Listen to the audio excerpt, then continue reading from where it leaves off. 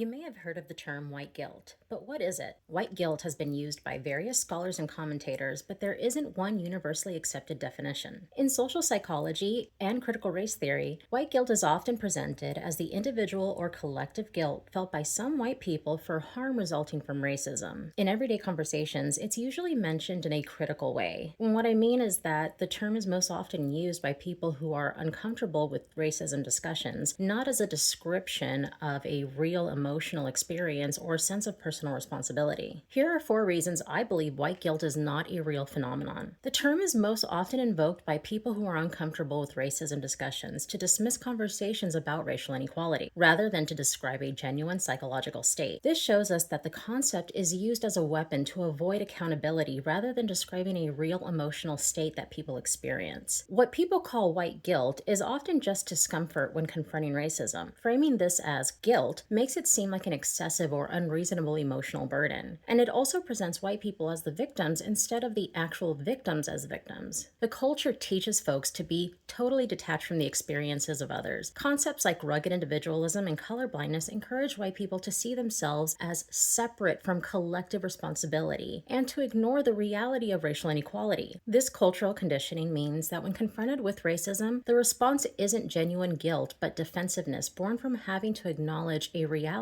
they've been taught to ignore and deny at all costs. People of color and allies alike understand that for many white folks, racism is basically invisible and hardly an afterthought. This contradiction reveals the illogical nature of, quote, white guilt. If racism is supposedly over, and when people of color see it, it's actually they who are manifesting it, there's no logical basis for guilt. Yet the term persists as a rhetorical device used to shut down conversations about ongoing racial injustice. Now, some might respond to this last one by saying you can feel guilt about past racism. We have present-day examples of white folks banning African American literature from schools and taking race out of history lessons in order to, quote, prevent white children from feeling guilt. I argue that in these cases, the fear is over the possibility of feeling shame, not guilt. I question the validity and usefulness of white guilt as a framework for understanding racial dynamics. I strongly believe that what is experienced most often is white shame. It's feelings of shame because someone got canceled for something you've totally said or done, or the threat of being exposed and being shamed for it. That's what we're seeing, not guilt. Guilt implies a sense of responsibility. Now, some may possibly feel or have felt a sense of guilt over their unearned privilege once they come to terms with it, but this would be a brief transitional emotion that either leads to meaningful action or quickly devolves back into denial and defensiveness. That's far from a collective phenomenon